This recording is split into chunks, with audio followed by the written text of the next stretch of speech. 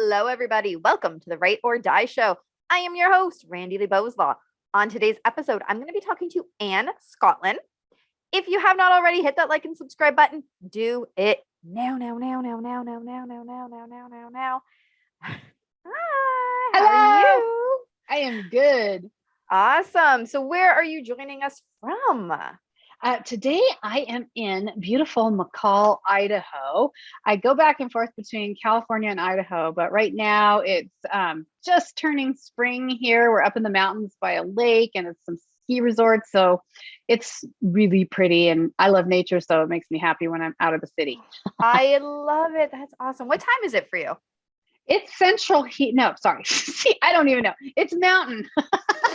So I think that's, I don't know. What time is it? Because I don't know how. So it's 10:50. So it drives me crazy when I go back and forth. 2 hours behind me. Yes. Like if it was all 3 hours, like EST, PST, I can do that conversion. But when I go back and forth between the two states with 1 hour, it's like a thing. Yeah. Talking about the dyslexia there. Seriously, I got several meetings that I switched in my head. I switched them in the calendar and then I switched in my head. Tell us about who Anne is. Who Anne is? Well, what would you like to know about Anne? Well, who are you? Who am I? My name is Anne Scottlin. I am a citizen of planet Earth, and I believe that we can live a better, happier life with just a few small changes and adaptations to our lifestyle. And if we're obviously very sick, which is often what you talk about on your show, chronic issues, then what are the things we can do to get ourselves back in a healthy place? And then once we're there, I call it on my shows, I call it, your garden variety depression, garden variety anxiety, which is just like, the day and this sucks, How can we, once we're back in a healthy place where that happens, I help people find patterns of life and attitudes to practice and help them stay there longer. So that's what I do. So that's what you do, but who are you? Who am I? Who are you? Who am I? Who are you? Well, you like nature. You did say that. I do. I love nature. I love dogs. Do you have any dogs? I do. Gracie, come here. I'll show you one. Come here, good girl. Stay. I have favorite part of the show. She's a little shy. I have 3 mini schnauzer rescues. Hi, baby. It looks like he has a little mustache. Look at that. You do have a mustache, don't you? So cute. Are you happy? There's a couple more over there somewhere. Giant ears for his tiny head. I know, right? Oh my gosh. Yeah, we just got our 3rd dog just before Christmas last year. And he was 8 weeks old when we got him, and now he's 5 months. Oh my gosh, he's ginormous now. Oh, what is he? He's a shepherd mixed with maybe husky. Wow, pretty and big. And everybody always mentions his flopsy ears because they don't know what they want to do yet. I know, that's so sweet. Oh, I love puppies. Yep. No, dogs make me very happy. I had a lot of isolation in my childhood, and I'm one of those. If you can play on the words, I'm an introvert extrovert. Yeah. So I grew up. Okay, she gets it. So I'm an extrovert by nature, and I love people, but I grew up in a very isolated environment. So that made me turn inward much more. Yeah. So it was much easier for me it wasn't that hard to isolate. and nature became a big part of it because I lived out in the country and I was able to kind of bond with nature and animals and pets, dogs, like literally they were kind of my people. Yeah. So now I say, after this life, if I go to heaven, then all I hope is I go to doggy heaven because I'm permanently happy. Yep. Give me all the animals. Give me all the animals. I love those memes that you see where it's like other people at a party and they're all socializing with people. Me at a party and she's like with the dog. No, it's so true. And I've focused on my career most of my life, so I kind of opted out of kids. That was a personal choice. Also, maybe just had enough of the childhood drama for one lifetime. Yeah. So yeah, I have to watch myself because I'll go to friends and relatives' house and I'm like, and I love kids. I have 9 nieces and nephews, but straight to the dog. Everyone else goes straight to the baby. I'm like straight to the dog. I'm like, oh, I better go see the baby. Right. Normal people go over here. No, Yeah. I always go to the animals first, whether it's a dog or a cat. I am right there. Bunny. Be there for anything. I don't even care. Horses, cows, doesn't matter. Oh, I love horses. Yes. Yes. Oh, this smart and beautiful animals. Who you are. This is who I am. I love the animals. I have a very tender heart. I was, the blessed and cursed with sort of having that empath soul, which takes a lot on. And the beauty of that is you can experience a lot of suffering, but you can also, you're connected and present. When you're connected and present, you can experience a lot of joy. And I've spent the last decade of my life and my profession focusing on joy and how you don't have to have a magic formula. You don't have to cross your legs and meditate for 40 years. You don't have to go to church or synagogue or mosque if that's not your thing. You can still get joy. You still have joy. So how do you tune into that? So a lot of this came from my own personal experience, like you in your own career, I'm sure to a certain extent, bringing those pieces and then finding sort of the redemption and the celebration of what you are and where you came from and converting that into something amazing. I love it. All right. So let's talk about your childhood. I feel like a therapist right now. No, I'm just kidding. Let's do it. Yes. Because you're talking about being so isolated. How did you become isolated? So when I was still pretty young, like 6 or 7, my parents got involved in a very, very religious right-wing organization. Most people, well, they wouldn't call it a cult because the first sign of what is a cult is if they don't call themselves a cult. No, I'm just kidding. We're not a cult. So you were in a cult. Okay, that's what I'm hearing. I was in a sort of a Christian cult. And part of that philosophy was very dramatic and psychologically violent because it was so much about the end of the world and death and dying and burning and the end of time and how we could expect soldiers at our door any day to take us away and extreme kind of mentality. Now my parents didn't grow up with that. They grew up normal, so this was sort of adult choices for them in their 30s. For me, it became an absolutely formative concept of how I saw the world and the universe. Those kinds of nightmares, legitimately. So were you born into that, or did they join like basically? Okay. Yeah, I was 2 when they joined, so I don't remember. Okay. But and then they were kind of, the mainstream version of what they were doing. And then as I was about 7, 8, they went all the way to the far spectrum, sort of too extreme. They could outdo the conservative people, like those, when you just get to that, like, bring it on, I can do it better. And so a big part of that was getting out of the city, getting away from people and bad influences and pretty much anything social, having very little contact with relatives, and going way out in the country, and starting to grow our own food. Which in and of itself is not bad. It's not bad. It's not bad. I learned a lot. If we ever do have an apocalypse, come over, because I can show you what to eat in the woods, and I can also help you grow a garden. Well, that's good. That's good. Right. I could not. So yeah, no, right. So except I don't hunt. So yeah, would be very lean on the meat side of the diet because I could never do that. So I ended up there from like 8 through 15 and a half. I was homeschooled. I'd never been to school until I was almost 16. So that was a very unusual, very religious, and I'll just say one of the things, and this, because this brings me to joy, is when you're in a formulaic social experience, whether that's political, religious, group, whatever that is, right? In my experience, one of the signs that you're doing your religion or your whatever your practice is right is that you have this side effect of being joyful. Yeah, that's true. Right? It's like the joy, right? And so, but I found a real disconnect. So yeah, so you're expected to show joy as a sort of byproduct of practicing what you're supposed to practice in your belief system, but then you don't feel it. And so there was a lot of disconnect and feeling inauthentic and feeling bad and guilty and that you weren't doing it right. And so here or even faking the positive, right? Because Yes. not authentic. And it's very nauseating. It's sort of a disconnect. Yeah. My mom used to always tell me when I was younger, fake it till you make it. I'm like, like, no. I hate that, right? Yeah. Yeah.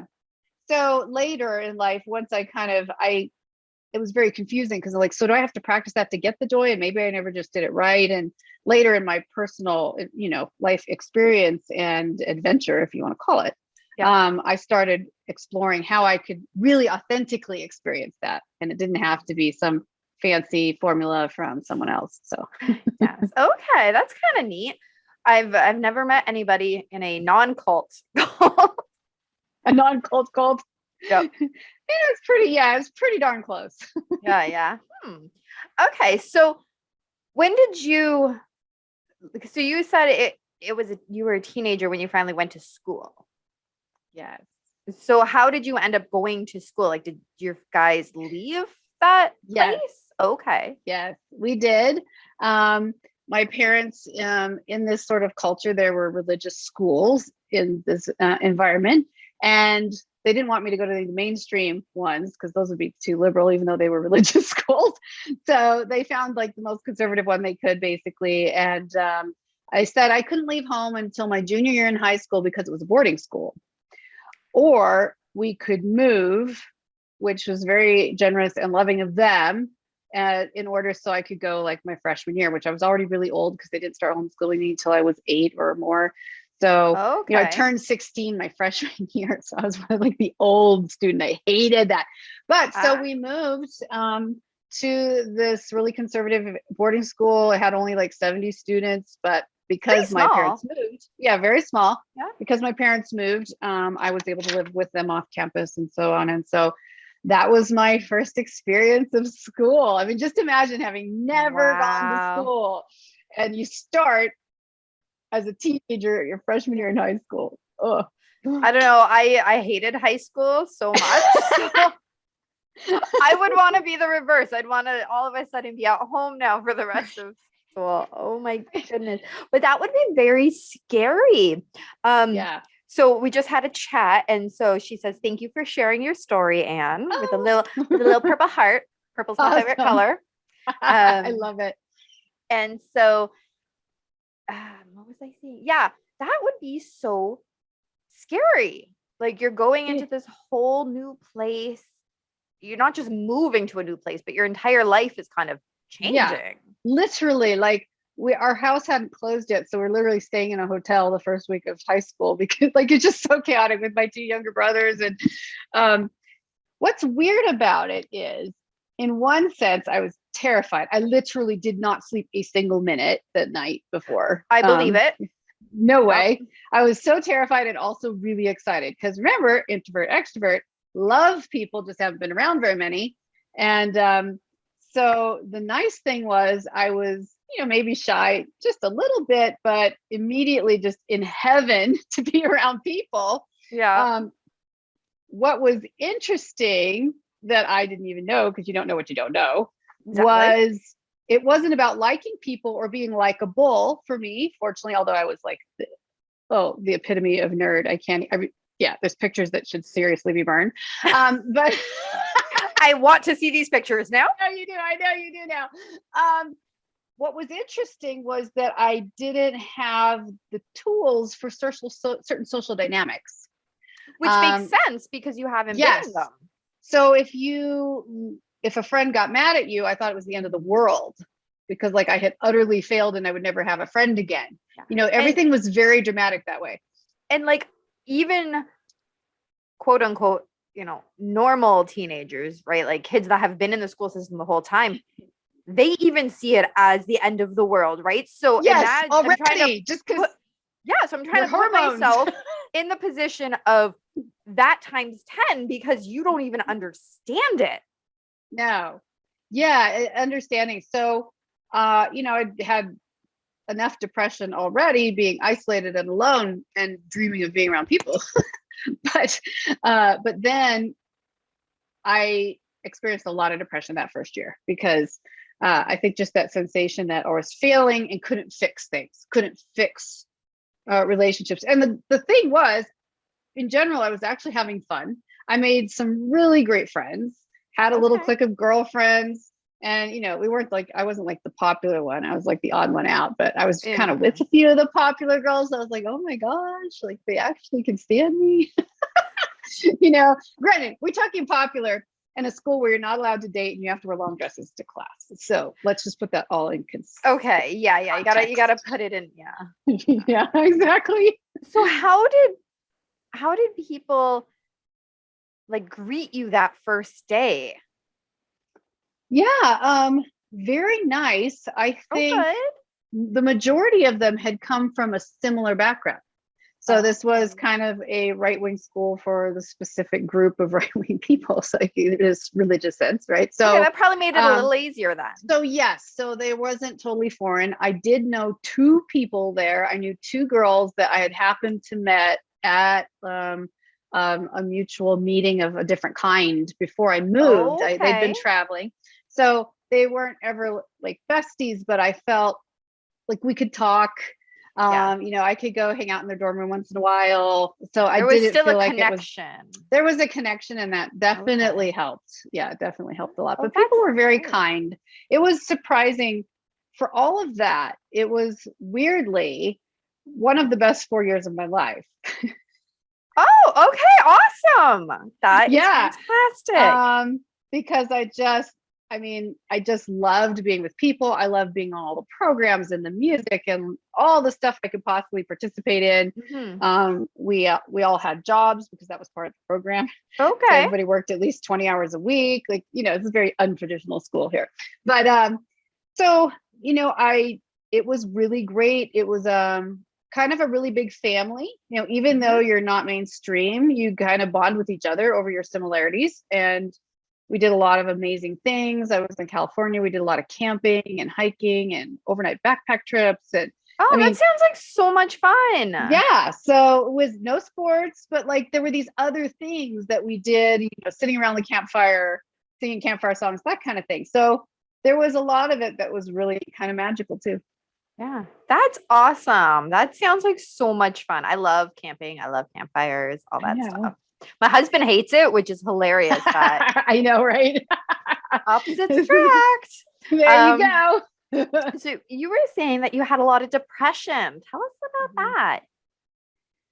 I think a lot of it was just that normal, when I was still homeschooled, just the teenage angst, probably, hormonal, everything else. But Mm, I think the added elements were the isolation. yeah. So loneliness, even if I did maybe not fully grasp it, but Yeah, that was a big piece of it. it was there. Yeah, it was there. Another element was um, a different element of social isolation that you would forget about is not so much your peers, but other adults who you could talk to or have like friends' parents. Yeah. Like the idea that you could go to a friend's parents' house and sit at the table and chat with their mom about something that you didn't, feel like you could talk to your parents about. Well, I didn't have that. So my Yeah. only role models were my parents and primarily just my mom, who is a really wonderful and kind woman. But as far as reaching out for those things where you just needed support, you needed the backup, you needed to feel like you weren't the only one, because Yeah. I didn't even know what depression was. I didn't even Yep. know. So you didn't know, you really do feel like, and I think this says this in your show description, that you're the only one in the world that's going through it. Yes. And, zero training or education around any kind of, modern sense of emotional wellness. Yeah. Basically, if you were unhappy, it meant you weren't doing your religion right. So then not only were you unhappy, but you felt terribly guilty, which made you more depressed. And that's a vicious cycle, right? Like Yeah, I could like feel it. I'm like, wow. I can Yeah. see that. Like, so you're trying to deal with these emotions that you don't have words to explain. And Right. then your guilt. And so now you're feeling worse because now you're guilty and you shouldn't be guilty, but you're not doing what you're supposed to do. Like, that hurts my head just thinking about it. Yeah. There's no out. And then on top of that, yeah, you add a social and religious experience that almost every single aspect of your day is governed by very specific rules, Yeah. from how you eat to when you eat to what you Yeah. wear to uh literally everything. There's nothing that wasn't sort of governed. I mean, it's not like we couldn't play, but we didn't have TV. We didn't have radio. We didn't have any fiction books. We didn't have anything You that probably would, had very specific nonfiction books. yes, very specific. Some of the favorites, and I'm not criticizing content because as I later in my life, I studied history and got 2 degrees in it because I love stories. But we had a lot of history books. However, most of them were about like religious martyrs and how we should aspire. So so that's not particularly making you feel happy, because people burning at the stake is like what you should aim for. It just kind of that's weird. Really confusing for a small child. Oh my God. Right? That is very, I mean, that was before you were a teenager. That was before you were 16, right? As a young child. Mm-hmm. That's pretty heavy for a kid. It's pretty heavy. Yeah, I mean, that's heavy for an adult. I know.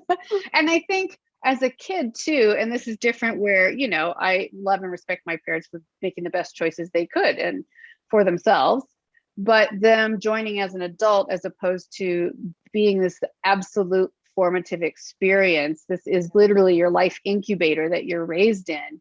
And just you feel it so differently because I bought into it 110%.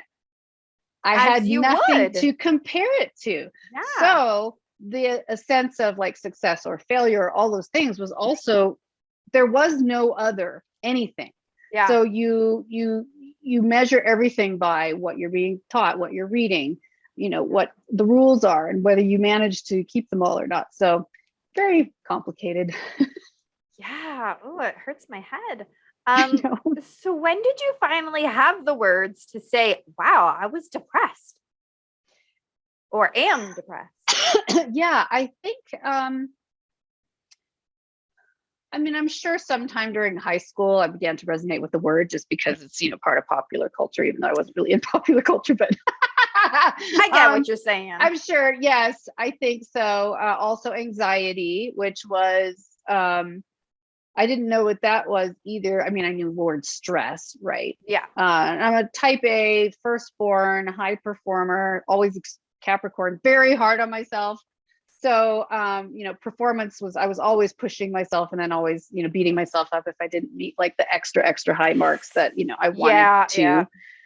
So, also I hadn't, now this is not unique to me, but, in some ways in my personality, natural, organic personality, I like being up front. I've been an actress. I've done a lot of things.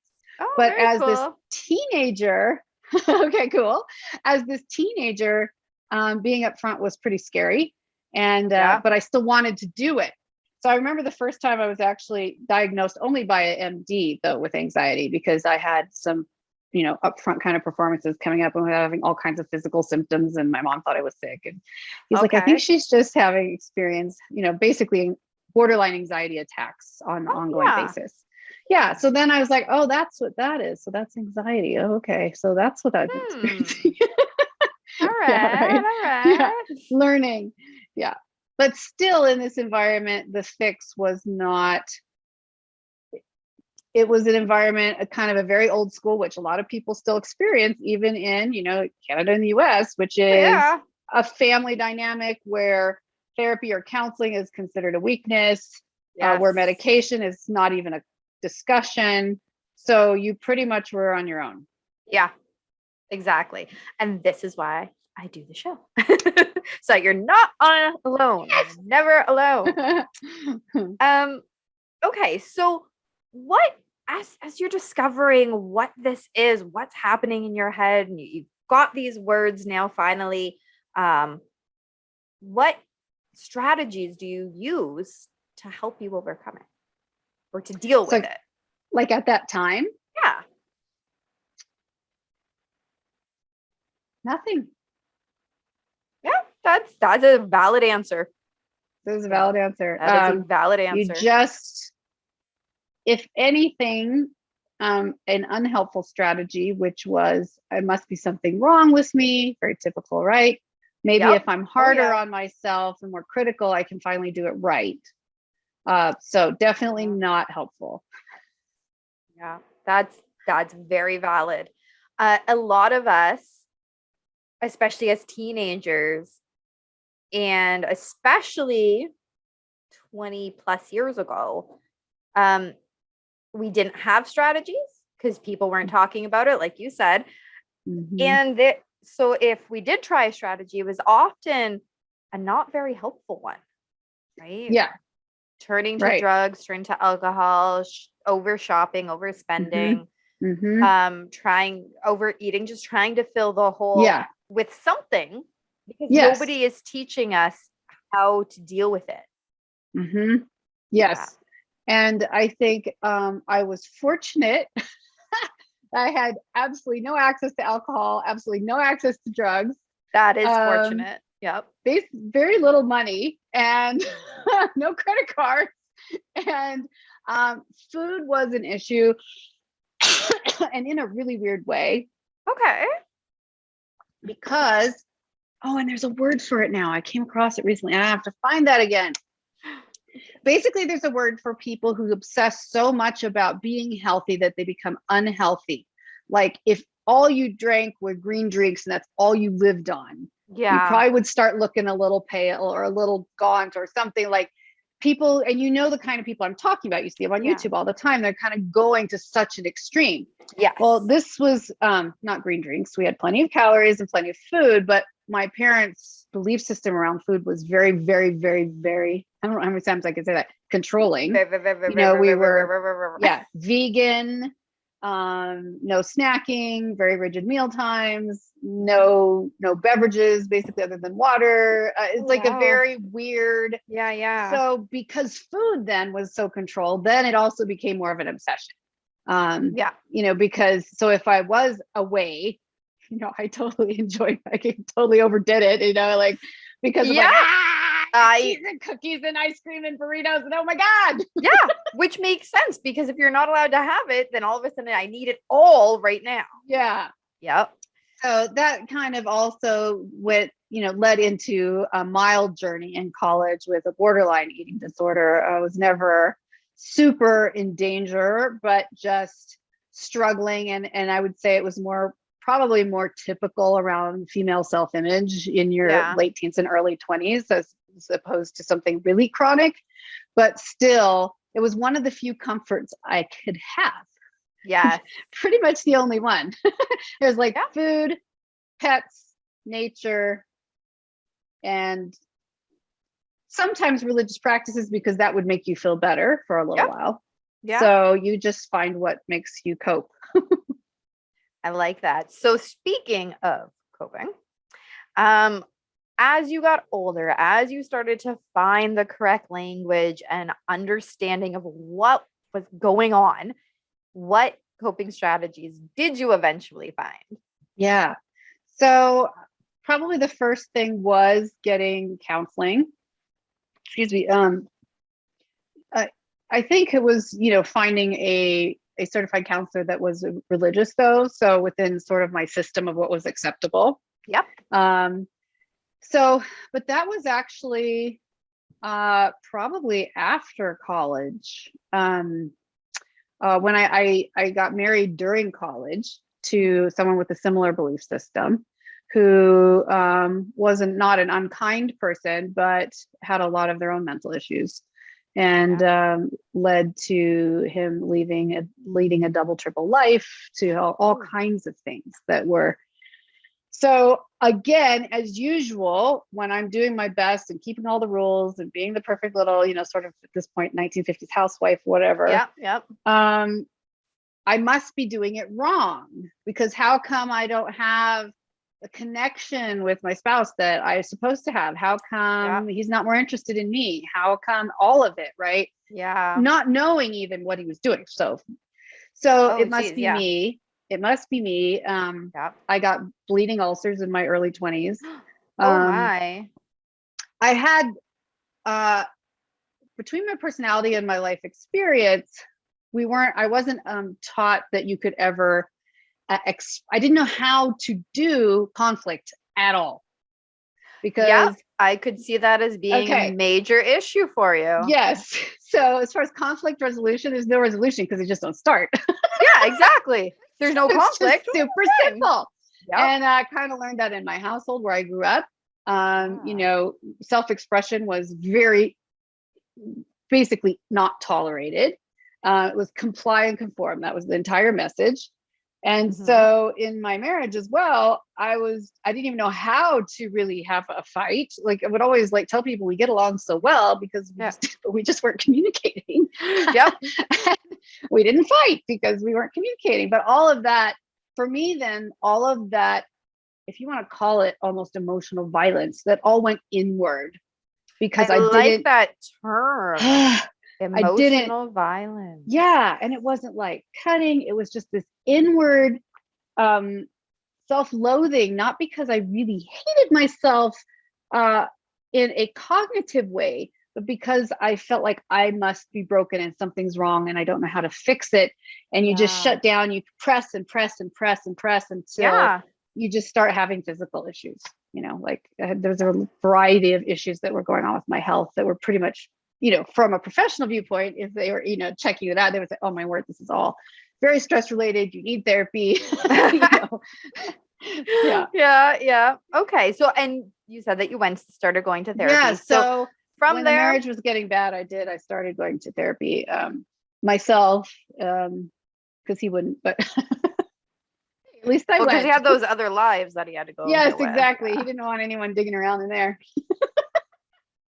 At least you can laugh about it now. Yes. Well, you have to, right? If you can't have a sense of humor about your life. And just in case, since the story is, you know, this twisting and turning story that we've been on, there were a lot of unfortunate circumstances, but I don't regret any of it now because it made me uniquely who I am today. And I don't say that to make some sort of weird, bold, brave statement. I say that because it taught me incredible amounts of empathy. It taught me how to relate to others, to my family members, to clients at an extremely gut level, to have that intuition, to feed those empathic tendencies I was already born with, and just be accessible and use all of my extreme need growing experiences to support other people. So I love it. And like, I love that I love nature. And if I'd grown up in the middle of the city, which could have had lots of other benefits, I might not have had that. So, you know, there's those gifts that come through and support you for life too. Yeah. I'm a strong believer in everything happens for a reason. Sometimes I have no frigging clue what that reason is. And it could take years and years and years to figure it out. But I'm a strong believer in that. And so, yeah, looking at different things that have happened in my past, sometimes I'm like, frig, why did that have to happen? And I'm like, well, if I didn't have an alcoholic stepfather, then I wouldn't know how to communicate with certain people. I wouldn't, you know, I wouldn't have that understanding. So now in my 30s, okay, I can appreciate that I have gained skills and knowledge from that. And now I can relate to people. But as a teenager, I just had to get through it. Yeah, you do. You just, you're in survival instincts. And I was very fortunate, and always is, you know, for years, I didn't like to talk about my story because I felt, reasonably so, that there's so many people who have suffered extreme physical violence, extreme sexual violence, so many, you know, hunger, literally, like, so in so many ways, I was very fortunate. And then I finally realized that there are other kinds of abuse or neglect, including psychological and emotional, which between the way I was raised culturally and the person I was married to, who was sociopathic, it helps other people to share. Just because you weren't a freak case doesn't mean that you were alone and that everyone else is fine. Because, you know, and I get, you know, I mean, just because this or whatever, right? Which is highlighted, right? It's like, but I get the, like, I meet people in business environments and they just assume that I was, you know, some like the cheerleader, blah, blah. I'm like, oh my God. Let me tell you. You have no idea, right? So there's these like easy misconceptions, but that's what everyone would think is, oh, she's just a certain kind of person. Unless I share, hey, I'm not really that special, but I had a really unique and weird experience and maybe someone else can relate to it. Right. which is wonderful that you're able to share all that with everyone. So, what would you tell somebody then that is looking at you and they're thinking, oh, she doesn't understand me. She just doesn't. But you can tell this person something's off. You got the vibes of, I think they need support. What you gonna tell them? So if I met me back then, basically, yeah. Is that kind of what you're saying? Kinda, yeah. So you could tell, like, yeah, that this girl, she probably could use some support. Yeah.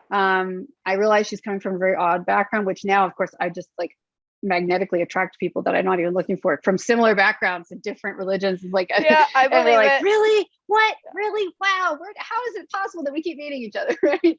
Yeah. But I think creating a space for them to be heard just as a friend is a really good way to start.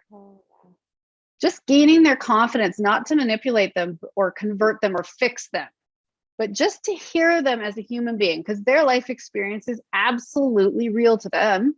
Yeah. And even if it sounds really strange to you and you're like, oh, your parents must be nuts, or you like, try to withhold the judgment. Yeah. And just really listen. And so they can learn that they have a safe place. And then when they do have a crisis, they might reach out to you. I had a mentor around about college time, I guess, tell me, because I was I'm a do-it-yourselfer. I can, again, introvert, extrovert. I like to be a loner a lot. And when I was newly married, I'm like, oh, this is my husband. This is us. It's the two of us forever. That's all I ever need. Yep. This older woman said to me, be sure you have really strong, and I would say friends, but she said girlfriends. Be sure you have really great confidants in your life, and everyone's busy. So you reach out and make sure you get those coffee dates. Make sure you have those meetings. Be sure you have people come over. And because I wasn't where I grew up, I wasn't cliquey even in college. I was pretty much isolated, working on 2 degrees. And so I truly took her seriously. And I would meet other women, some younger, some older, moms, whatever. And they'd be like, oh, we should go do coffee. And then they'd never call. And I'm like, okay, I'm remembering what that lady told me. I'm going to call. And they're like, I'm so glad you called. Can you go on Thursday? Yes. Yep. Well, I made that little extra effort. And later, when I went through a very traumatic divorce, those, let's even say 3 or 4 people were literally what kept me afloat, because I had developed relationships with them. I had learned to listen to them. They had learned to listen to me. We knew each other, and it was literally a gift, because I had no one else to run to. And you might guess that I wasn't going to run to my parents. Yeah. Because 1, divorce wasn't allowed. 2, no one in our family history on either side had ever been divorced, et cetera, et cetera, et cetera. So having those friendships, so offering friendship, just genuine friendship without an agenda. You can offer that to anyone. Yeah. Anyone. I love that so much. And like, I totally get what you're saying when it's like, yeah, we should do this. And then you forget. I'm the worst. I'm that person that's like, we got to get together. But between, doing interviews and writing and then looking after my kid and doctor's appointments, so many doctor's appointments. It's not as bad now as it used to be when he was younger. But like, I just forget sometimes. Right. Yeah, so when somebody reaches out to me, I'm like, oh my goodness, thank you for taking the time. And so me and actually my best friend, every so often we'll text each other, be like, I miss your face. Because I haven't seen her in a while or whatever. And it's like, it's okay. It's easier now than it used to be, because we can text to stay in contact, even when, I haven't actually seen her in a while, a couple months. Sure.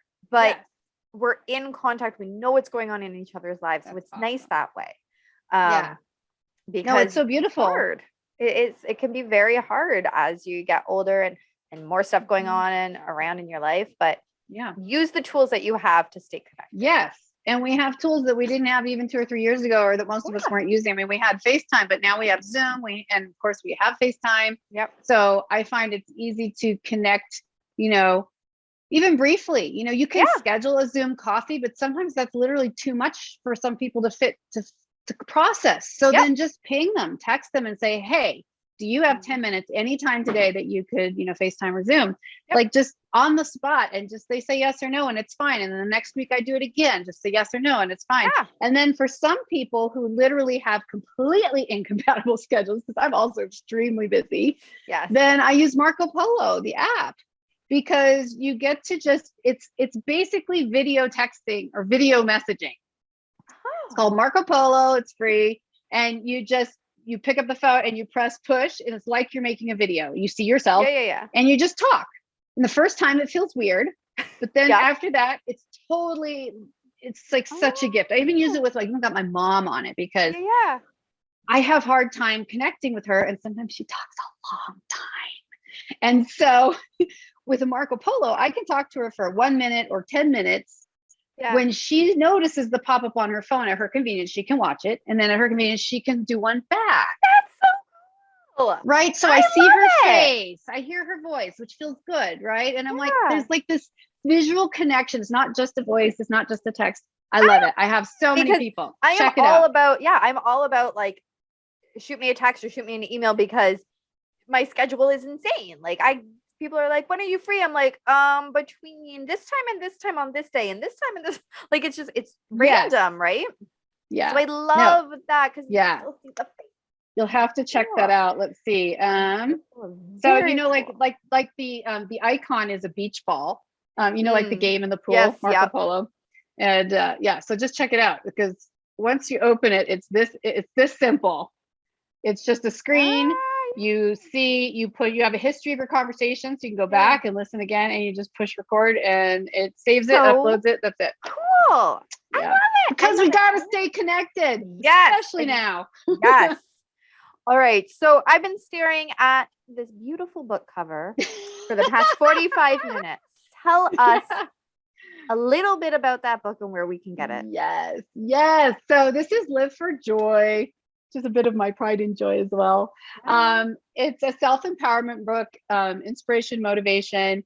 It's digital, paperback, but the hardcover, which I make the least on, just so you know, like basically make nothing, is the most beautiful, because I literally made it to be a visual book. It's 285 pages. It's absolutely gorgeous. So what I did, I had a Twitter feed for a long time, still do, a large following. And I had written a lot of just original, motivational, inspirational messages, 1, 2, 3 sentences, very short, very specific, a little bit non-traditional, a little, again, here's me making, my own brand out of my own weirdness. Good. What you gotta do. You do. So nature, philosophy, typical motivation and inspiration. So I wrote, people started asking me, could you put this into a book, not just blogging and so on and so forth? And I thought, well, that would be amazing. And one of the things I'd always used in my blogging and so forth was beautiful pictures. Literally spent an inordinate amount of time like on Pinterest gathering pictures. I'm not even that's okay. But it wasn't just a cute picture or a pretty picture. It had to be really, because I'm definitely an artist too, connected to the words.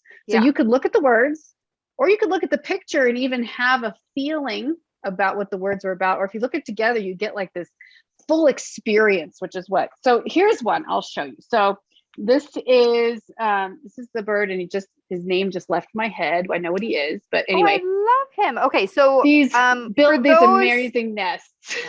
For those who are listening and cannot see this beautiful picture, so this beautiful little yellow bird, he's got a little black face, little black beak, and he's building his nest. Yes, he's building a nest, and he's the kind. He builds a basket.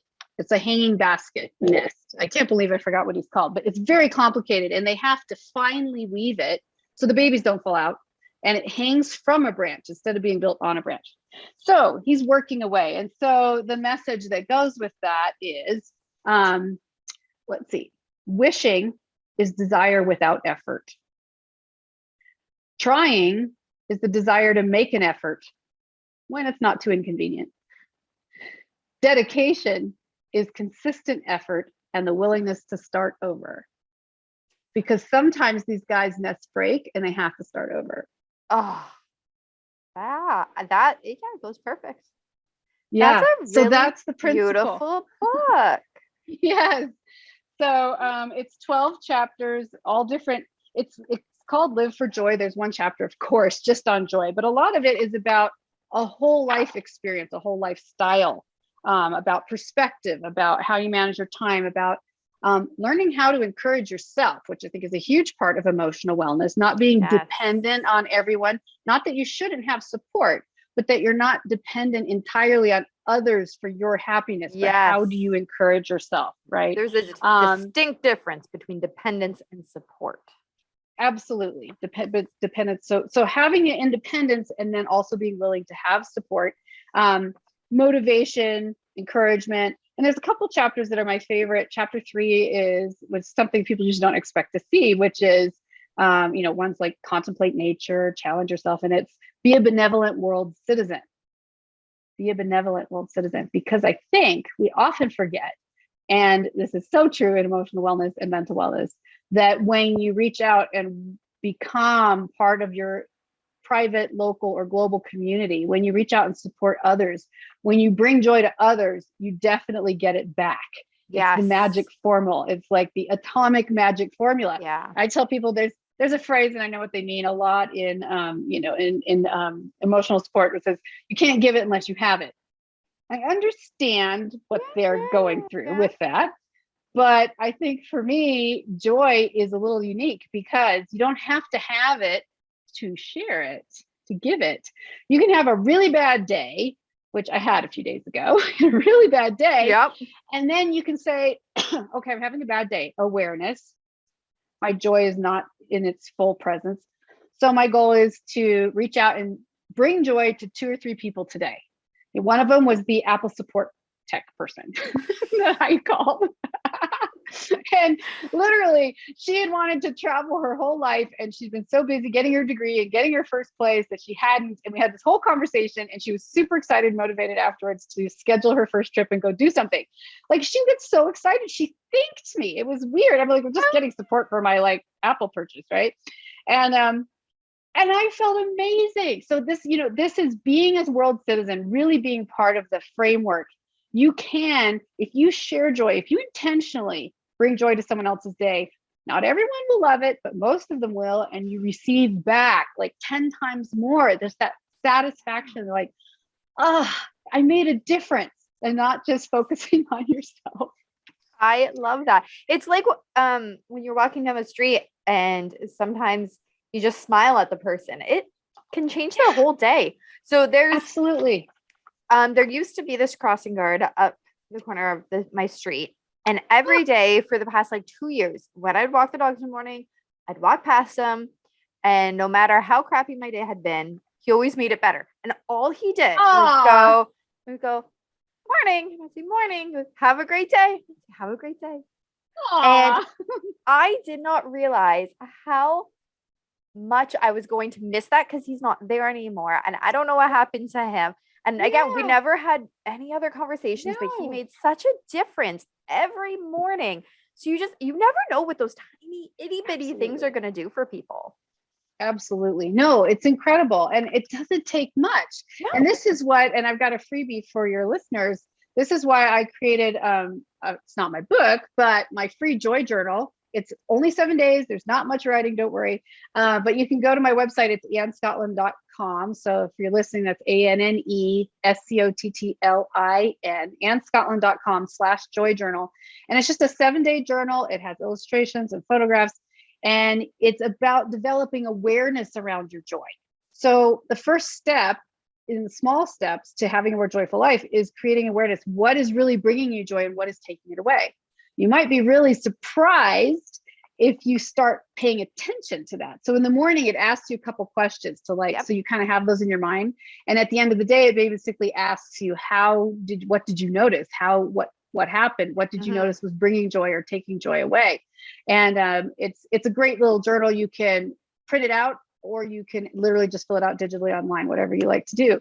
So creating awareness around that is a huge piece of just learning those little steps. Because once you realize, today, I had a call right before I was meeting with you, and I was seeing on my desk here, I had some essential oils. I'm like, I haven't been using them at all. Yeah. I went through a phase and I'm like, but they really bring me a lot of joy. I don't care if you want to say they're truly healing placebos. I don't know. They smell good. They feel good. It makes me happy. I'm That's like, all that I have to matters. start using that. And the other thing I saw across my office was a candle that I haven't burned in like 6 months. I'm like, I love candles and I love the way that one smells. How come I'm not just burning it on my desk in the middle of the day? I should be doing that. So the tiniest things that can bring you joy, and then start noticing the small things that suck it away, like gossiping about people. Yeah. It may be entertaining, but at least for me, I always feel crappy afterwards. Yep. So why do it? Right. So those are just tiny illustrations. I love that. So yeah, everybody go on over to Anne's website, pick up your freebie.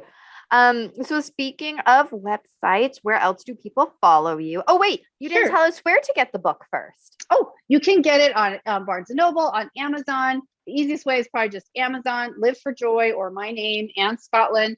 It's digital, paperback, hardcover, whatever works for you. Although having something in your hand, again, I make the least like 2 cents on that one. It is really awesome. Most of my clients say they have it on their bedside table, their coffee table, at their desk at work. And that was the whole point, was it was a self-empowerment book that you could only take a minute or two. You didn't have to read a whole chapter. Which I love.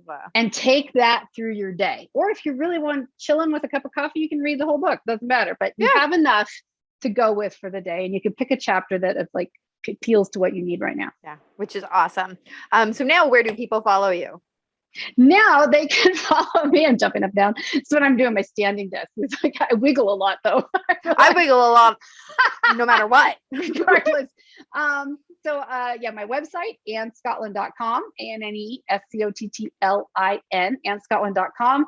You can check out my book. You can check out my podcast. You can check out my Twitter feed there, or you can go directly to Twitter, Instagram at Anne Scottlin.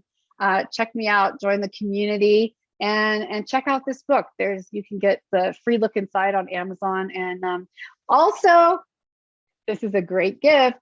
Just saying. Moms love it. Mother's Day is coming up. Easter is coming up. Could you have a better book for Easter? I mean, this is really you really actually couldn't for Easter. That's kind of, So you guys, Easter's coming up. I've never had someone say they didn't absolutely love it. And you can go online and read some reviews. But thank you. So thank you so much, Anne, for being on the show, sharing your story with us. It is ours, right? We're all one. The whole world. Yes. So thank you so much. Thank you, Randy. This has been so much fun, and I could talk to you for hours. So thank you for having me on here. It's been really, truly a pleasure. So thanks for sharing your time. So thank you, Anne, again for being on the show. I definitely could have chatted with you longer, but we eventually have to say goodbye. Make sure that you check out her links down below in the description. Give her a follow and check out that book. Honestly, I would be happy if I was gifted that book. Andrew. And and I think it's very beautiful for those of you that are listening and not watching. It is a very beautiful book. So go and Google it and bring it up so that you can see it, because it's very beautiful. As well, make sure that you again hit that like and subscribe button. I know I already told you to, but I know some of you don't listen, so do it again. Share these episodes out with your friends. It's the best way to help the channel grow. We have such an important message to share. We got to get it out there. If you are looking for other ways to support the channel, we have a merch store. 10% of the proceeds goes back to the Canadian Mental Health Association. And remember, the only way to end the stigma of mental health is to speak openly and honestly. Bye.